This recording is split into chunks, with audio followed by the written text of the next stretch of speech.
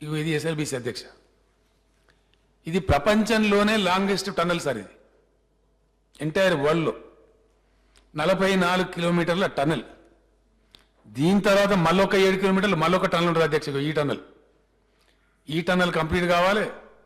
ఈ టన్నల్ అయితే అయిపోయింది అనుకోండి, ఈ కాలువలు అక్కుడక్కులు అన్ని కంప్లీట్ అయ్యి ఇది ముందర పడాలి అధ్యక్ష. ఇది 1969 ఎజిటేషన్ తర్వాత మాకు నీళ్ళు ఇవ్వాలి అని అడిగితే నాగార్జున సాగర్ ఎడవకాలం మీద లిఫ్ట్లు పెడతామని, శ్రీశైలం 4 చోర్ నుంచి కూడా నీళ్ళు కాలువ ద్వారా తెస్తామని అన్నాడు చెప్పింది అధ్యక్ష. దాన్ని ఎవరు పట్టించుకోలే, అది మరుగున్నే పడిపోయింది. మళ్ళా తదనంతరం చర్చలు జరిగితే చర్చోపచర్చలు అధ్యక్ష. తెలంగాణ ప్రాజెక్టుల మీద చర్చలు జరుగుతాయి కానీ తెములై ముందరికి రావు. ఎన్టీ రామారావు గారు ముఖ్యమంత్రి ఉన్నప్పుడు మళ్ళొక్కసారి పెడితే ఇది కాల్వనా లిఫ్టా సొరంగమా అని చర్చ అధ్యక్ష. చర్చ పెడితే దీన్ని ఎక్కడ పెడతారు అధ్యక్ష? Again wild life sanctuary. అదేంది tiger valley, Nagarjuna Sagar tiger valley project అంటారు అధ్యక్షత. ఈ టైగర్ వ్యాలీని పెట్టిన అధ్యక్ష ఇది ఇక్కడి నుంచి ఇక్కడికి 44 కిలోమీటర్లు. దీనిలో టన్నల్ బోర్ మిషన్ అని పెట్టిన అధ్యక్ష, టీబీఎం మిషన్. దాని పద్ధతి ఎట్లుంటుందంటే అది ముందటికి ఓదు, వెనకకు రాదు.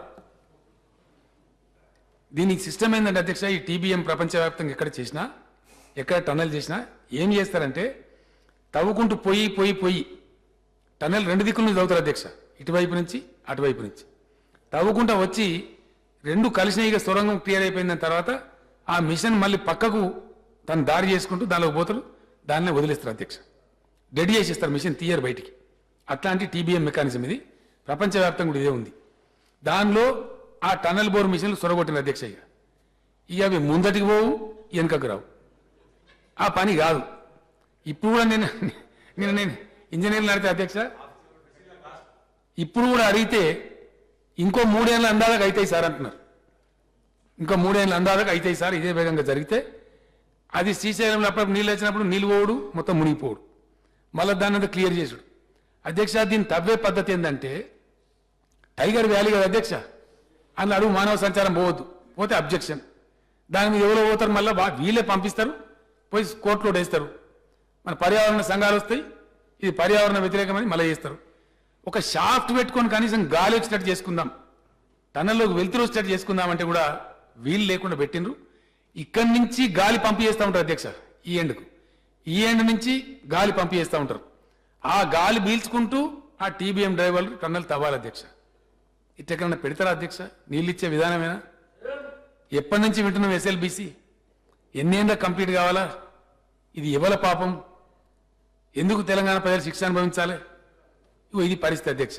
ఇది అధ్యక్ష ఇది జరిగేటప్పుడు ఏమైందంటే ఆ బోర్ చేసుకుంటూ వెనక లైనింగ్ చేసుకుంటూ పోతుంది అధ్యక్ష. కాబట్టి దాని లాగేద్దామని కొత్త పద్ధతి పెడదామని లాగలేమిగా. లాగానంటే ఆ వెనక చేసిన లైనింగ్ అంతా కూలగొట్టారు, మళ్ళా డిస్ట్రక్షన్. అంటే ఇప్పుడు దాన్ని కొనసాగించడం తప్ప గత్యంతరం లేనటువంటి ఒక భయంకరమైన పరిస్థితిలో కూరుకుపోయిన మరో ప్రాజెక్టు ఎస్ఎల్బిసి ప్రాజెక్ట్ అధ్యక్ష. ఇదొక గొప్ప ప్రాజెక్టు. ప్రపంచంలోనే అతి పొడవైన టన్నెల్ ఇది. ప్రపంచంలో 44 కిలోమీటర్ల టన్నెల్ ఎక్కడా లేదు. ఇది ప్రపంచంలో మానవులు సృష్టించిన ఒక అద్భుతం. శ్రీశైలం లెఫ్ట్ బ్యాంక్ కెనాల్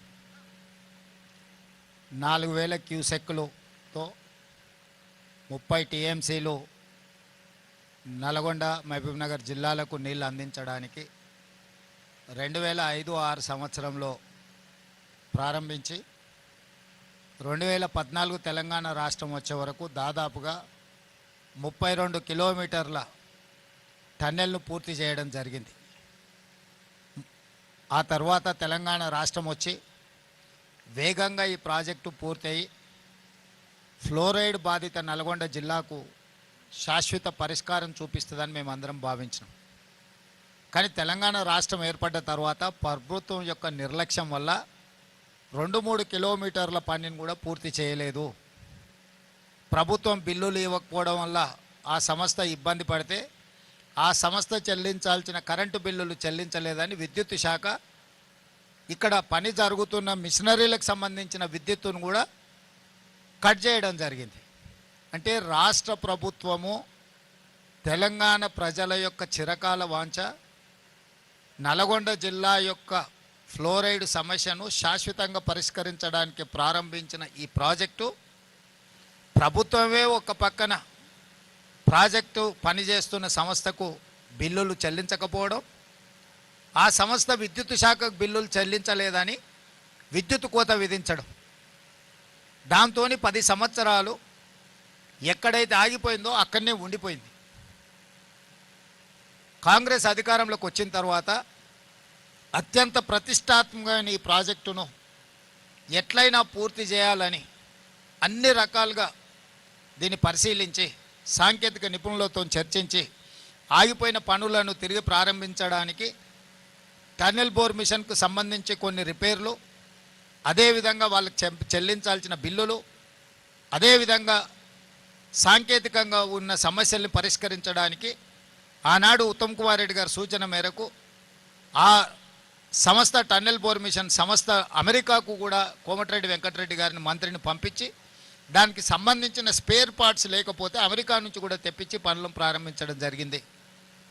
ప్రభుత్వం ప్రతిష్టాత్మకంగా తీసుకొని ఈ పనులను వేగంగా పూర్తి చేసి శాశ్వతంగా ఈ సమస్యకు పరిష్కారం చూపించాలని మేము చిత్తశుద్ధితో ప్రయత్నం చేస్తుంటే అనుకోకుండా ఈ దుర్ఘటన సంఘటన జరిగింది. ఇది పనులు చేస్తున్నప్పుడు జరిగిన అనుకోని ప్రమాదము. ఇలాంటి అనుకోని విపత్తులు ప్రమాదాలు జరిగినప్పుడు రాజకీయాలకు అతీతంగా అందరం ఏకమై సమస్యను ఎదుర్కోవాలి, సమస్యను పరిష్కరించుకోవాలి. అందులో బాధిత కుటుంబాలను ఆదుకోవాలి. బాధిత కుటుంబాల పట్ల మనం సానుభూతి చూపించాలి. వాళ్ళు ఇతర రాష్ట్రాల నుంచి బ్రతకడానికి కూలీలుగా వచ్చిన వాళ్ళు, ఇంజనీర్లుగా వచ్చిన వాళ్ళు ఇవాళ మన ప్రాజెక్టు పూర్తి చేయడానికి పనిచేస్తున్నప్పుడు ఆ కుటుంబాలకు సమస్య వచ్చినప్పుడు ప్రభుత్వమైనా ప్రతిపక్షమైనా అధికారులైనా సామాన్యులైనా ఆ కుటుంబాల పట్ల చూపించాల్సిన సానుభూతితో పాటు ఆదుకోవడానికి అవసరమైన ప్రణాళికలు చేపట్టాలి. అదేవిధంగా సమస్యను పరిష్కరించడానికి ఇంత విపత్తు వచ్చినప్పుడు ఈ విపత్తులో నైపుణ్యం ఉన్న 11 ప్రభుత్వ కేంద్ర ప్రభుత్వ రంగ సంస్థలు ఈరోజు ఇక్కడ పనిచేస్తున్నాయి నిరంతరం. అందులో ముఖ్యంగా మన ఆర్మీ జవాన్లు మొత్తం వ్యవస్థ ఇక్కడ ఉన్నది. దేశ భద్రత కోసం ప్రాణాలు ఇచ్చే ఆర్మీ కూడా ఈ వ్యవస్థలో పనిచేస్తుంది. టన్నెల్ ఎక్స్పర్ట్స్ ఉన్నారు, సింగరేణి ఎక్స్పర్ట్స్ ఉన్నారు, నేషనల్ డిజాస్టర్ మేనేజ్మెంట్కి సంబంధించిన వాళ్ళు ఉన్నారు. అంటే ఈ దేశంలో ఎన్ని రకాల సంస్థలు ఉన్నాయో రాష్ట్ర కేంద్ర ప్రభుత్వ రంగ సంస్థలతో పాటు ప్రైవేట్ ఏజెన్సీస్ కూడా ఈ సమస్యను పరిష్కరించడానికి సంపూర్ణంగా ఈరోజు ప్రభుత్వానికి ఈ సమస్యను పరిష్కరించడానికి అండగా నిలబడ్డాయి. అయినా 8 మంది ఈ ప్రమాదంలో గల్లంతైన ఇప్పటి వరకు వాళ్ళ ఆచూకీ తెలవలేదు. వాళ్ళు బ్రతికున్నారా, వాళ్ళు మరణించినరా, లేకపోతే వాళ్ళు ఏ పరిస్థితిలో ఉన్నారో ఇంతవరకు నిపుణుల్లోకి అంచనాకు రాలేదు. మిగతా వాళ్ళు దాదాపుగా ప్రమాదం నుంచి బయటపడడం, బ్రతకడం, వాళ్ళందరినీ బయటకు తీసుకురావడం జరిగింది. ఇప్పుడు ఈ 11 సంస్థలు నిరంతరము దాదాపుగా 22 తారీఖు నుంచి ప్రతి క్షణము రెస్ట్ తీసుకోకుండా వాళ్ళు అందులో చిక్కుకుపోయిన వాళ్ళ పరిస్థితి ఏంది, ఈ ప్రమాదాన్ని పరిష్కరించడానికి వాళ్ళు పనిచేస్తున్నారు. మనస్ఫూర్తిగా 11 ఏజెన్సీలను తెలంగాణ రాష్ట్ర ముఖ్యమంత్రిగా నేను అభినందిస్తున్నా. ఈ ప్రమాదానికి సంబంధించి ప్రధానమంత్రి నుంచి బాధ్యత కలిగిన ప్రతి వాళ్ళు రాష్ట్ర ప్రభుత్వాన్ని సంప్రదించారు. వాళ్ళందరికీ కూడా పూర్తి వివరాలు ఇచ్చినాం. సో ఇప్పటికీ ఈరోజు నిపుణులతోని మేము చర్చించి సమీక్షలో తేలింది ఏంటంటే ఇంకా 2-3 రోజులు ఈ సమస్య కొలిక్కి రావడానికి పడుతుంది. 2-3 రోజుల తర్వాత మిగతా కార్యక్రమాన్ని చెప్పగలమనేది మా దృష్టికి తీసుకొచ్చారు. ఈరోజు ఒక పక్కన మట్టి, ఇంకొక పక్కన నీళ్లు, దాదాపుగా 13.5 కిలోమీటర్ల లోపల పనిచేయడం వల్ల ఆ కన్వేయర్ బెల్ట్ కూడా పాడవడం వల్ల వాళ్ళు అక్కడ తీసిన మట్టి కానీ లేకపోతే ఇతర వాటిని బయటికి పంపించడానికి వెసులుబాటు లేకుండా పోయింది. రేపటిలోగా ఆ కన్వేయర్ బెల్ట్ రిపేర్ చేసి అందులో వెళ్తున్న మట్టిని కానీ వీటన్నిటిని కన్వేయర్ బెల్ట్ ద్వారా బయటకు పంపించగలిగితే కొంత పనులలో వేగం వస్తుంది. మూడవది, లోపల ఎక్కడ మనుషులు ఉన్నారు, ఎక్కడ మిషనరీ ఇరుక్కున్నది, వీటన్నిటిని కూడా ఒక అంచనాకి పూర్తి స్థాయిలో రాలేకపోతున్నారు. ప్రాథమిక అంచనా వచ్చింది కానీ పూర్తి స్థాయి అంచనా అనేది ఇంతవరకు వాళ్ళకి రాలేదు. ఈరోజు దానికి సంబంధించిన సంఘటన 22 తారీఖు నుంచి ఈ రోజు వరకు జరిగిన ప్రమాదం తర్వాత సంస్థలు చేపట్టిన చర్యలు, ప్రతి ఒక్క సంస్థతో వాళ్ళు చేసిన పనులు, ఈరోజు వాళ్ళు ఉన్న పరిస్థితిని పూర్తి స్థాయిలో సమీక్ష చేసినాం. ఈరోజు వాళ్ళు ఇంకా పట్టుదలతోని ఈ సమస్యను పరిష్కరించడానికి ప్రభుత్వానికి సహకరించడానికి వాళ్ళు పూర్తి స్థాయిలో పనిచేస్తున్నారు. ఈ సందర్భంగా నా సూచన మీడియా మిత్రులకు కానీ సాంకేతిక నిపుణులకు కానీ ప్రతిపక్షాలకు కానీ ఒకటే, ఇది ప్రమాదము, ఇది ఒక విపత్తు. ఇప్పుడు మన అందరం కూడా ఒక తాటి మీద నిలబడి ఈ సమస్యను పరిష్కరించాలి. ఒకనాడు మీకు తెలుసు, ఇదే శ్రీశైలం లెఫ్ట్ బ్యాంక్లో పవర్ జనరేషన్లో ప్రమాదం జరిగి మనుషులు చచ్చిపోతే ఒక్కరిని కూడా అక్కడికి పోనీయాలి. ఆనాడు పిసిసి అధ్యక్షుడు నేను వస్తేనే అరెస్ట్ చేసి ఉప్పునతల్ పోలీస్ స్టేషన్లో పెట్టారు. అదేవిధంగా దేవాదుల ప్రాజెక్టులో మరణించినా, లేకపోతే కాళేశ్వరంలో మరణించినా, లేకపోతే ఎక్కడ మరణించినా కూడా ఆనాడు ప్రభుత్వం ప్రతిపక్షాలను అనుమతి ఇవ్వలేదు, ప్రభుత్వంలో ఉన్న పెద్దలు అక్కడికి పోలేదు.